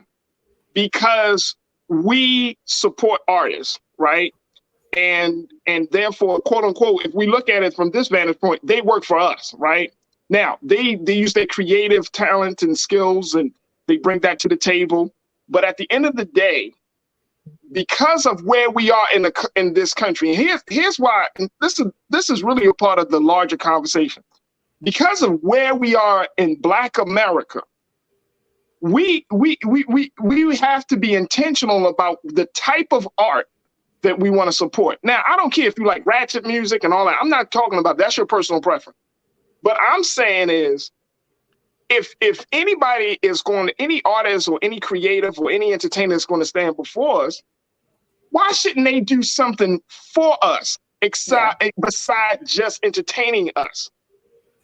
Because Nira, you talk about some of the things that kind of, grind your gears about celebrity culture. Here's the thing that grinds my gear about celebrity culture.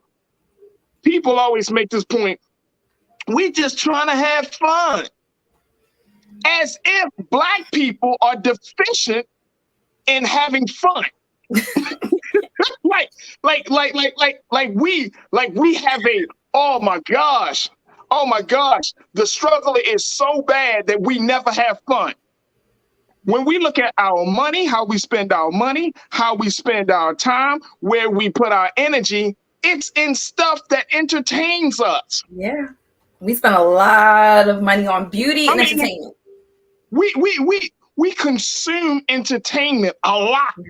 So it's not like we never get entertained. It's not like, oh my gosh, we never get a break.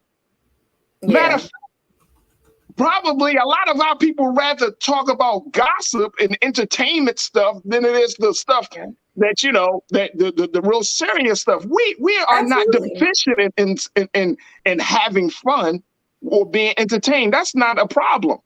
We need to, and that's what I'm saying. Like, look, okay, if you're telling me, as an artist, this is your music and all that. I mean, come on, man.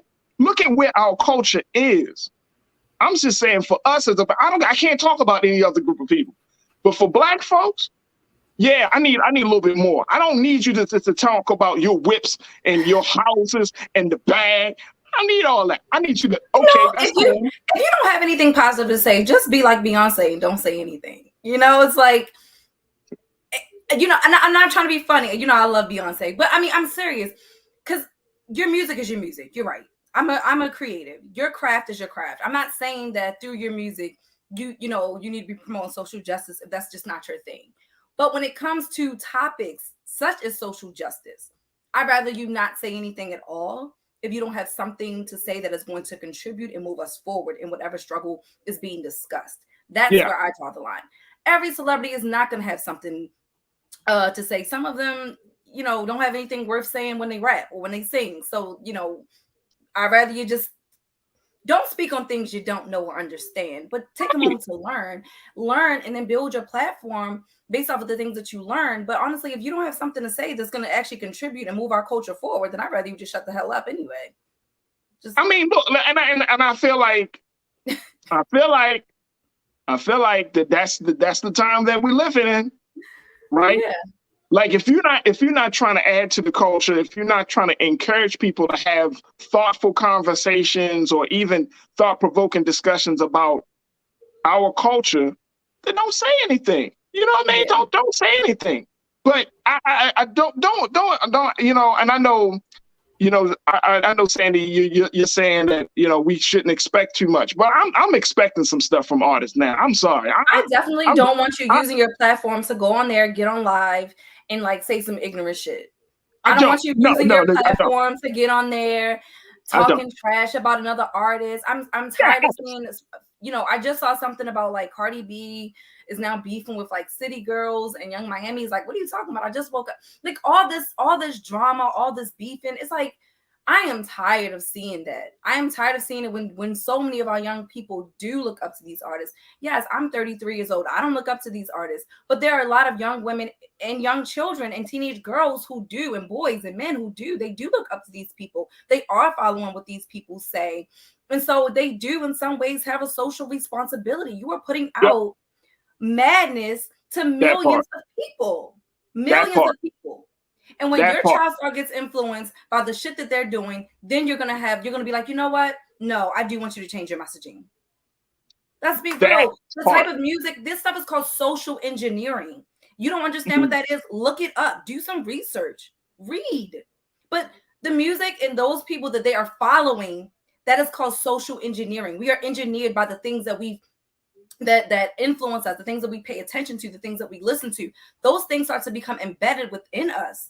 That's why they say when you're pregnant or when your children are small to play classical music, because it helps build brain development. If all you're listening to is filth all day, what do you think that does for your brain development? Like, we got to think deeper. We got to think smarter. We think very level. And to add to that, I think that it's important. I'm glad that you brought it up. To add to that, you got to think about the future. Yep, absolutely. Because the conversation becomes different when you say, would you want your son or your daughter to listen to that? Would you want your son or your daughter to participate in that? The conversation is to act like that, right? To think like that. You know what I'm saying? To think like that. Like the conversation, like we can't look at a situation just from where our adult brains, where we are in this moment. I'm talking about 9, 10 years old, 12, 15-year-olds. Our future generation. Our future. What do you want for your future? Now the conversation becomes different. It's like, you really don't want that. Yep. You really don't want that. You mean to tell me, as a Black person in this country, when you look at our arts and entertainment culture, you mean to tell me that that's cool? No. And I'm not. This ain't no shade on the arts and entertainment community, in as much as a moment of reflection, a moment of clarity. You mean to tell me that that's cool, that we're in the space that we're in? Because that might be cool for the moment, but I'm talking about, you know how many children that come out from that these hip hop artists are having? What kind of leaders? What is going to be their mindset when they find out that their mother was doing or saying certain things, their father doing and saying? Seriously. We're gonna have a generation that's gonna have to be they're gonna have to come face to face with their parents. Can you imagine that? Here you are putting yourself out there real crazy. Mm-hmm. Then you got a child. It's all cute when they're 8, 7, they don't understand, they don't know what mommy and daddy really do. Then they come 15, they see you online, they like. Even younger than that. I've had students in like 5th grade be like, my mom embarrasses me. Woo. That's heartbreaking. That's heartbreaking.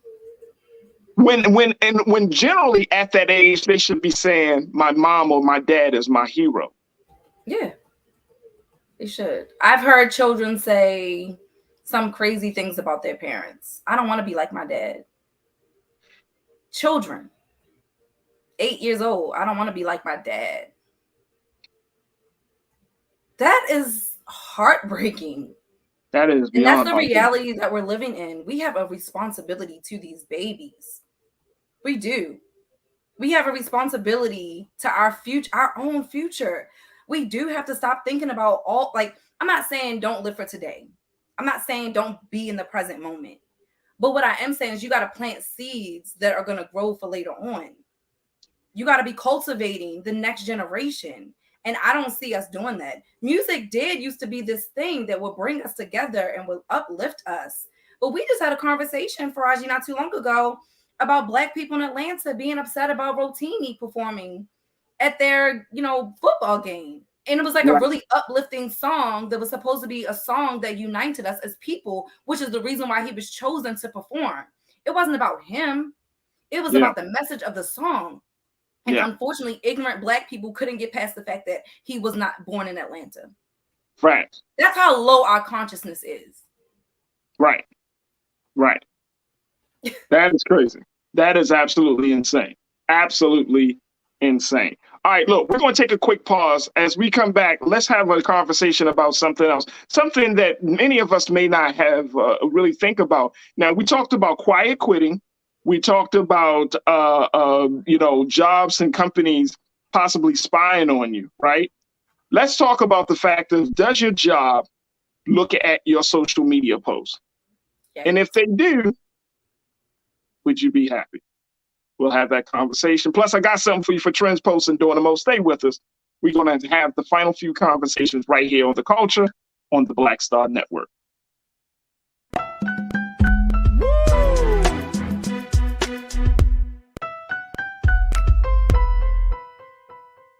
When we invest in ourselves, we all shine. Together, we are Black beyond measure. Don't you think it's time to get wealthy? I'm Deborah Owens, America's Wealth Coach, and my new show on the Black Star Network focuses on the things your financial advisor or bank isn't telling you. So watch Get Wealthy on the Black Star Network.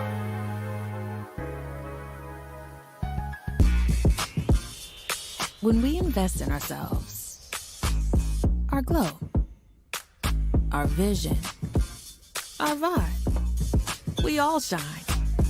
Together, we are Black beyond measure. When you talk about Blackness and what happens in Black culture, we're about covering these things that matter to us, speaking to our issues and concerns. This is a genuine people-powered movement. There's a lot of stuff that we're not getting. You get it, and you spread the word. We wish to plead our own cause. Too long have others spoken for us. We cannot tell our own story if we can't pay for it. This is about covering us. Invest in Black-owned media. Your dollars matter. We don't have to keep asking them to cover our stuff. So please support us in what we do, folks. We want to hit 2,000 people, $50 this month, raise $100,000. We're behind 100,000, so we want to hit that. Y'all money makes this possible. Check some money orders. Go to P.O. Box 57196, Washington, D.C. 20037-0196. The Cash App is $RM Unfiltered. PayPal is R Martin Unfiltered. Venmo is RM Unfiltered. Zelle is Roland at RolandSMartin.com.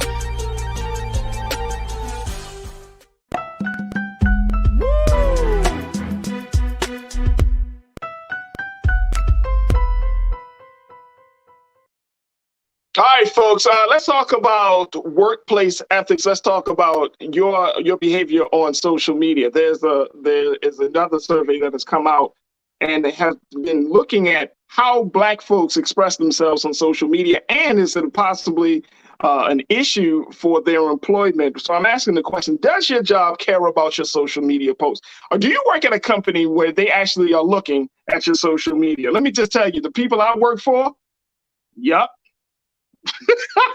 Let me bring in Nir Muhammad here, a culture crew member. Yep, they look for my boss. He looks at my social media posts and he'd be like, "Hey, you saw any controversy yet? You ain't saw no controversy yet? You ain't working hard enough." You got it good, Raji. You got it good. You can just, he wants you to go further. Nah, I don't even like, go harder. Go harder. Go all in.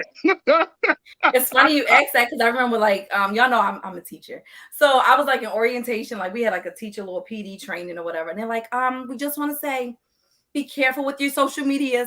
The kids will look you up. And I'm like, that's real shit. That's real shit. That's why I got 3 social medias. 3. Right. You gotta have I to. have one that the kids can look at. Right. That's the one you give out. Let me just share this with y'all real quick. Now, according to a 2018 survey by Career Builder, even your next employer, take a look at this, folks.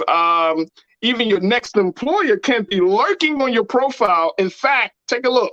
70% of employers said they research candidates by reviewing what they post on their social media accounts. What? I'm not surprised. That's not all. 57% of companies said they have passed on a candidate because of their social media, with 40% of that group claiming the candidate posted something inappropriate or provocative. This data provokes critical questions around the judgment of Black culture by our non-Black counterparts. This comes out of a story that was done in on Essence.com. But look at the numbers. 70%, Nira, said they researched candidates. 57% said they passed on candidates because of their social media posts. Yeah. And 40% said they claimed that the candidate posted something inappropriate or provocative. So you apply for a job, you go out on the weekend, you're a part of something, you comment on something on Black Twitter, and then boom, you wonder why you don't get a call back. You knew the interview, you killed the interview. Then you're like, damn, man, it's been like 2 weeks. The way to get around that is to make your damn page private. It's that simple. Make it so you got those 3 options. You can make it fully private. You can make kind of like semi-private. Yeah. Or you just don't make it private at all. And that's it. That's it right there, Faraji. We use our close friends now for anything that we don't want to see, like someone to see. Like when you, you get like your specific group of close friends that get to see your wild shit. And then there's some people that don't care. I mean, I literally see women, and I'm one of those people. Like when I take boudoir photos, I post them on my page. Like I don't care. I don't care. I just feel like if it's meant for me to have this job, it's meant for me to have this job. But guess what? These jobs don't pay you enough to tell you that you can't have a life outside of work. They just don't. But I will say, be careful. Like, make your page private. Only use your close friends for some of your more ratchet or inappropriate posts. But it all depends on the field that you're in. It all depends on what you're trying to do. Like, that's just what it boils down to. What are you trying to do? Yeah, and I think so. But I do think that, to the point of the writer that's talking about, look, we are people that love to express ourselves. We're in a culture that is truly about, chiming in on some of these some of the hot button topics and stuff. And I think it's a little unfair. I think it's unfair that you look at a social media post. That's their social media post. Yeah, and that's their off time when they're not at work. It's right. Like, even though it's public, right? Privacy in some ways, yeah. There's some invasion. But here's the point that you made. The point that you made. Jobs expect people to be drones nowadays. In some of these companies, not all of them. That they don't want you. They want you to be like, no, we want you to be. We want to be able to control you. Control what you say, how you say it, represent it, and all of those things. Look, that's the point of the interview. That's the point of the interview. Yeah. And I don't know if this is a EEOC issue where this could be a form of discrimination, because do companies do this for Black candidates versus white candidates? Yeah. Or is this something that companies do for candidates across the board? I don't know. Yeah. So I think but when the time of social media, but it's like, we as Black folks, we have to know that we are always being watched. Always being watched, right? I think about that every time I make a post. Like, I got to think about, who am I talking to? How am I going to say it? Making sure, because I already know that I'm being watched. Yeah. I ain't talking about rolling. I'm talking about just in general. I'm talking about just because you represent something, especially if you do have a platform. You have your podcast, you have a platform, I have a platform, especially those things. You can't just go off at the mouth because you wind up looking crazy like some of these celebrities. You can't go off at the mouth. People have expectations especially when you're in these different spaces. But that's everyone now. I think that's nowadays you run the risk of being fired from a job, depending upon what you say. If you own your own business, you run the risk of losing clients based on things that you might say or do. So, I mean, we just live in a time now where, you know, we're like, oh, we're having a freedom of speech. It's not that freedom of speech is gone. It's that social media has amplified your voice.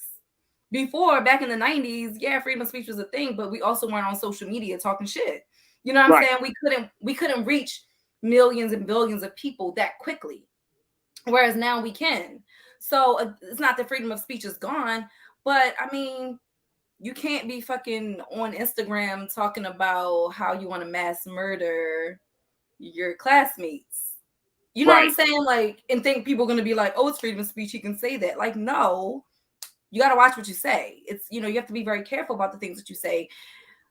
I said that because I was like close to a true story, y'all. But let me ask you this though. So consider it was like talking about killing people, and I was like scared as shit. I can talk about it now because I don't work there no more. But you got to be careful because people are watching. You know, you got to be very, very careful.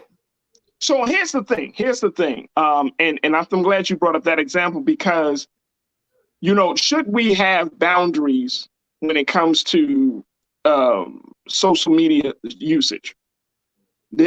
Should we, and I'm just saying, I'm talking about self-imposed cultural boundaries that we should place on ourselves on how we communicate, you know, because Black Twitter, they call it Black Twitter, but you know, when we start going off on people, it can go from 0 to 100 real quick, right?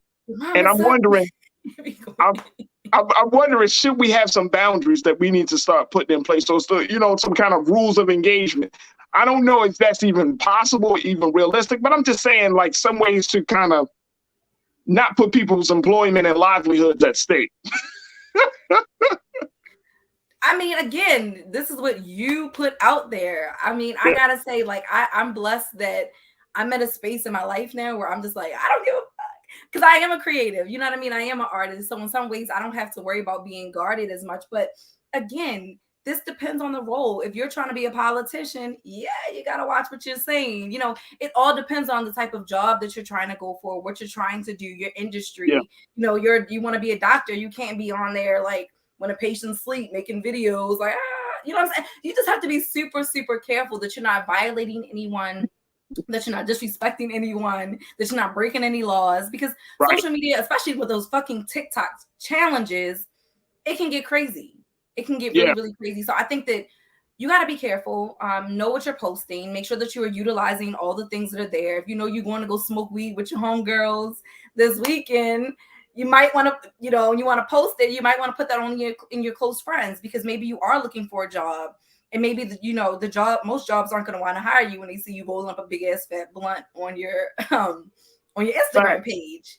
You know, even in California, they literally just had to pass a law or create a law where jobs can't drug test you for marijuana. So even though weed was legal here, jobs could still discriminate against you for smoking weed. So be careful. Don't put your weed on your social media if you know you're looking for a job, or if you know that your job already has, you know, certain feelings toward you smoking weed. I mean, yes, that's your free time, but you do need a job.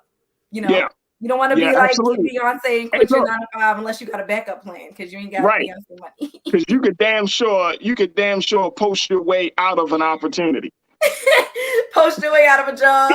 I'm telling you, you talk too much. You post too much. I'm telling you, and it's stressful. All right, let me go to Culture Crew online to hear what folks got to say. Let me hear from Vince. Vince, you checked in. Good to hear from you. You said where social media becomes an issue at work is when you share things with people at work, and then all of a sudden something stupid gets found out by HR. LOL. That sounds personal. Hey, yo, Vince, you that does sound. That's absolutely. You know what I mean? And check it. Like, we're talking about if you're getting hired. A lot of us are in managerial positions. And I'm talking about Black folks. We're managers, we're supervisors. And I'm wondering, if you're in a managerial position, do you encourage to hop on to follow your subordinates, to follow the people that you are in charge of? Because I know a couple of my managers, they follow me on social media. Raji, okay, so my first principal was on my social media, and my job got on my fucking nerves. And I was like, right. Having so many coworkers in general on your social media is never a good thing, especially when you go through like dissatisfaction as an employee. Because I was like, shit, like even when I took my principal off, like she asked me later, like, I noticed I wasn't on your Facebook anymore. And I was like, shit. I was like, damn, like I didn't expect her to notice that quickly. Like it was within like a week too. And I was like, damn, she noticed quick. But it made me realize how much they do pay attention when they are following you. And so no, I didn't let her come back. Right. Just, like, right. But then I had to slowly but surely start deleting like all of my other coworkers because I was like, I don't know which one of y'all go back and tell her stuff. So I had like a beef with my principal, but you know, you just like, good point. Shit just happens at work. So I say personally, unless you got some dirt on them, so here's how it works. The only way you could be friends with somebody at work is if y'all both got dirt on each other. Because y'all can keep each other's secrets. It's like, all right, I caught you doing it and I'm doing it too. So we good. Like now we're in this together. We good. We're good. I got you. All right, let's go back. David McNulty. David, good to hear from you. You said, I've seen bosses looking through prospective employees' Facebook photos and comments. It's creepy. It's so creepy. It is. That is creepy. I've hired people and I fired people, but I was doing that at a time where social media wasn't as popular as it is now. But you know, I mean, it's a little creepy. You know what I mean? You look at it, especially, and I don't know, and we don't have time to go into this, but say if you look up if a man's looking up a woman's, he get the resume. Oh, it's a woman. I wonder what she looks like. Yeah. You know what I'm saying? Like, I wonder what she like. Oh, where she hang out? Oh man, she hot. Blah, blah, blah, blah, blah. It opens that door. You know what I mean? Oh, I'll bring her in for an interview. You know, and it and that's one of the concerns I think we should have is that it opens that door for some level of just creepiness to happen in a situation like that. It really opens. Or even if it's your coworker. I think the bigger issue is that it doesn't separate the fact that your life is not surrounded by work all the time. We have to have separation. And I get so tired of jobs always saying, oh, take your mental health break. Oh, no, when you clock out, I don't want you thinking about the job. But then yet and still you're looking on my social media, see what I'm doing. I'm not at work. That doesn't match. That's not fair. True. I need to be able to have the time of day where I'm not a teacher, where I'm not there, where you're not a lawyer, where you're not whatever you are. You need time where you could be the woman, be the colorful man that you are, the colorful woman that you are. I'm not always serious. And I think that we have to get to a place where we stop putting people in this one-dimensional box. Oh, because you are a politician, that means that you don't cut up with your friends sometimes. You know what I'm saying? Like, we got to stop doing that. Like, your job does not always define who you are. And that brings up an excellent point, because I was reading on theroot.com one day, and it was talking about how in this day and time, jobs often use this mantra of bringing your authentic self, your whole self to work. Bring your whole self to work. You don't want my whole self. Listen, you want my control. You want my control self. You don't want my whole self. Because you know I'm the worst, Faraji, because like, you know, my job gets on my everlasting nerves. I'm Miss Perfectionist, and so the moment they start doing stuff, I'm like, no, there's a better way to do this. And they're like, oh yeah, you're right. You know what I mean? It's like, and I know it's probably in the back of their mind, like, fuck, I can't stand her ass. You know what I'm saying? But you told me. I'm coming. Yeah, I don't think that we should encourage that, because the flip side of that is that you want people to be their authentic selves, and you want them to kind of like mesh the workplace into their individuality at a time where people don't want to be defined by the work that they do. I think that's counterintuitive, counterproductive to the culture and the space that we find ourselves. Yes, I'm a host, but that's not who I am. You know what I'm saying? And so that's the other part of it. But you're talking about bringing your authentic self. My authentic self is very multifaceted, and you may not be ready for that. But that's why I say that it depends upon the industry and the field that you're in, because I want to bring like the industry that I want to be in. I want to be a full-time screenwriter. I want to bring my authentic self into that, because every time I get on that keyboard and I'm writing, that is me literally pouring out my authentic self, even the stories that I create. But that's why it depends on what you're doing and what field you're in. And look, Lanisha Francis said, facts, you want to contain me in business, you can't have all of me. That's very, I mean, to expect you to give all of, so if I give you all of me, what do I have left for me? What do I have left for my family, for my children? What do I have left for the family? What do I have left for my community, right? I'm giving you all of me. No, bro, that's not fair. That's not fair, right? So Lanisha, I'm with you right there. So it's like, I'm not giving you all of me. Nope. I mean, you ain't God. Listen, only God gets over here like, of it. listen, anything extra y'all paying me for. Right. You're paying for these parts, baby. Let's go to another comment. Real Brooklyn said, anyone with a social media account can never use the word mind your business. Not unless it's private. Now, if it's private and someone who like, so say for instance, like your account is private and someone that you're friends with goes and shows your account to somebody who you're not friends with, and then that person tries to confront you about it, I'll be like, nope, because I didn't invite you into this circle. Yeah. So yeah. Therefore, I understand their point though. It is so. That's what I'm saying. It is very open, so I do understand that point. But I think that's where you can kind of draw the line when some people are very intentional about the people that they allow into their social media. You know, not everyone allows their social media to just be completely open. So that's why I think that, and this is like the age-old question: like, is your social media post really personal? You know what I mean? Is it because of course it's on the internet, but the fact is that there aren't any like boundaries, right? So if your page is private, I mean, if your page is public, and then we just look up your page, like that's your page. But I know a lot of people have this feeling or the sentiment that no, what I post, my Facebook page, my IG page, my Twitter, that's my space. No pun intended. Listen, my space been going for a long time now. So no, and again, we already know once you put something out on the internet, it's there forever. So at the end of the day, anything that you put out there, it's fair game. So I kind of gotta agree. You put it out there, you know, it's fair game. Right.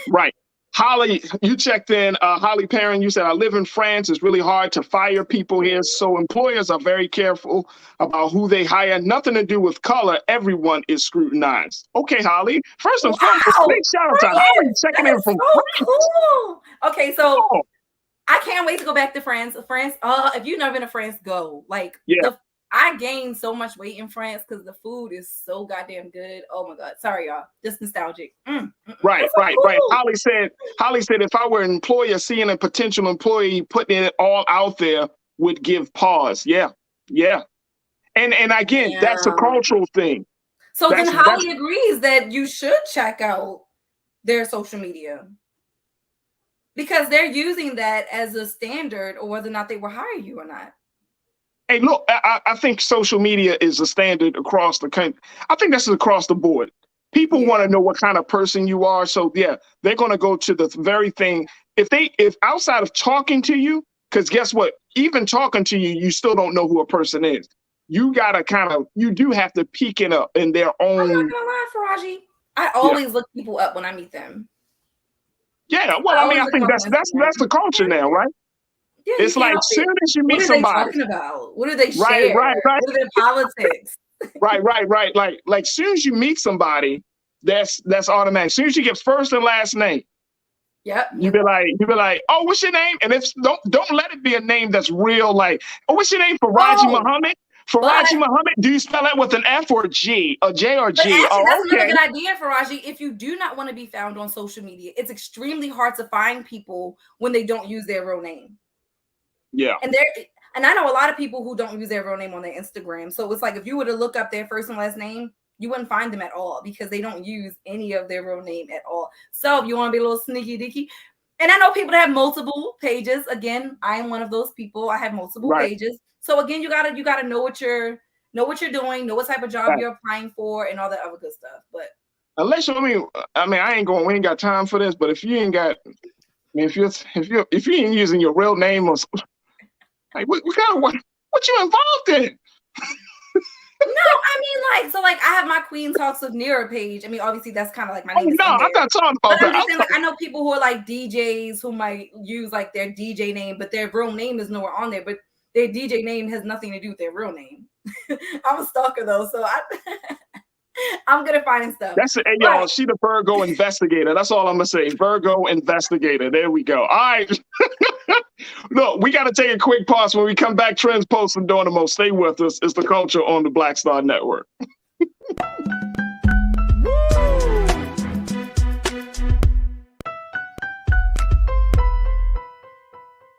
Hatred on the streets, a horrific scene, a white nationalist rally that descended into deadly violence.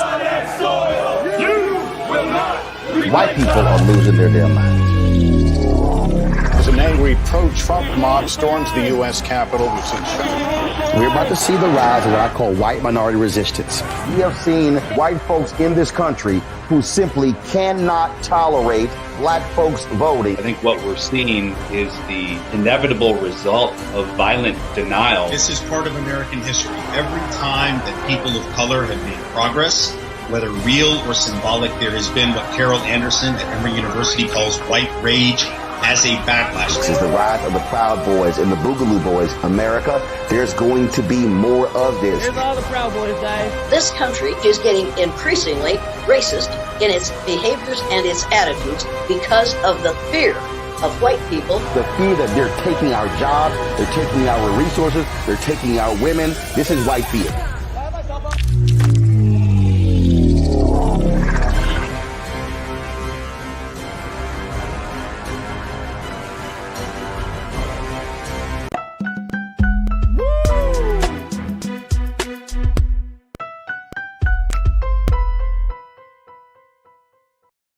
All right, folks, to end out our week and into this Friday show, I thought this was very, very interesting to talk a little bit about something that's trending. If you haven't noticed it, I don't know if any of you go to McDonald's, but apparently McDonald's is hot right now because of these adult Happy Meals, folks. Have y'all seen these adult Happy Meals? I mean, why are people going crazy over these damn Happy Meals? McDonald's workers are now begging customers to stop ordering adult Happy Meals, and because they're saying that their customers are coming in demanding these Happy Meals. There's so many folks that want these Happy Meals. They literally don't have the boxes. They can't have the food. And guess what? Of course, it is part of these adult Happy Meals because of the nostalgia. They threw in toys. So people, like grown-ass adults, are begging for toys to be in their Happy Meals. Jay, these adult Happy Meals. So I just thought, I was like, this is the craziest thing. This is like one of the craziest things in the culture right now, where you have adults that want these damn Happy Meals. I don't know what they're putting in these Happy Meals for them to go crazy, but I've seen the signs. Literally, I've seen the signs. I've seen one of them. I took a picture. I should have sent it to Keenan. They had one sign that said, "No more adult Happy Meals," and it had like 6 quotation marks. So you could tell whoever like made the sign was like, "Damn it, these Happy Meals, no more." I'm like, why are people going crazy on these adult Happy? It's the same food that's in the brown bag. Yeah, but it's kind of cute though. It's all about the nostalgia. I told you, people want to feel young. And I will say, I mean, even our kid, he prefers the Happy Meal with the fucking toy. He doesn't even like McDonald's food. That's where I draw the line, because McDonald's will ruin my entire digestive system. So I stay away from McDonald's. But I think it's cute. If I could eat McDonald's and not die, then I would have went and got a Happy Meal. Chicken nuggets, because I prefer the nuggets. I've never really been a McDonald's burger eater. Not saying the nuggets are any better, but that's, again, I can't get past the food. So Hey, look, and look, people asking, what do they give? Pete Jackson said, what toy do they give adults? There it is. Do you see that little toy right there, yo? That's the toy. Oh, that is a real throwback because she was from the original Gang. Okay. First thing, hey, Keenan, I love this picture, but whoever did the fries, they need to be fired. Why? Oh, they put them in fries. Fries looking, man, please. The fries supposed to be falling out of the carton, not leaning over like that. Damn, where the fries? Somebody ate the fries, then took the picture, man. That's crazy. That is crazy. Absolutely insane. Absolutely insane. Let the fries stay at the bottom because it's like a little surprise after you finish eating. Ooh, I got extra fries. I want the extra fries. Don't give me just the carton full and be like, oh, the carton is full. No, I want that joint like it's fries, folks. It's potatoes. It's like you can get them. That could be a Chick-fil-A because I always order a large fry from Chick-fil-A and I feel like they give me a medium inside of a large container. So Chick-fil-A, I need y'all to stop being cheap with them damn fries. Throw me in like 3 more waffles. Throw in 3 more waffle fries. I hear that. But no, real talk, this McDonald's adult Happy Meal has gotten the craze. Places are saying that they ran out of boxes, they're running out of food, they're running out of toys. And so McDonald's is successful. What'd you say? So McDonald's is feeling pretty successful. Marketing, that's a real marketing genius. Marketing genius. So that's what's trending right there. All right, I know we got to rock and roll, get up out of here. Folks, I want to thank Neera Muhammad. Her latest podcast show called Queen Talks with Neera Muhammad is going to be dropping tomorrow at noon. Y'all should definitely check it out because yours truly is on the show. There it is. We're talking about Black culture. We have a fire conversation about Black culture. So make sure y'all check it out. Queen Talks with Neera, the podcast. Y'all can definitely check it out on all streaming platforms. And all of her past shows from last week and season 2, season 3 is just absolute fire. So make sure y'all check it out. Neera Muhammad, thank you so much. And thank you for being so good for the culture. Always. Thank you for having me, Faraji.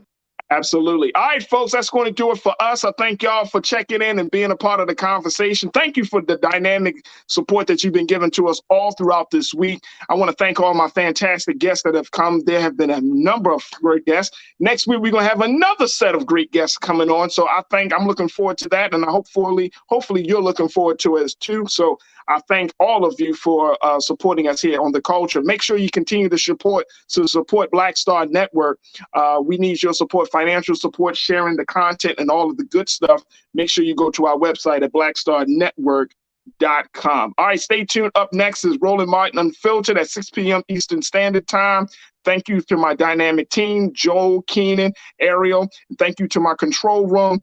And folks, I'm looking forward to talking to you on Monday.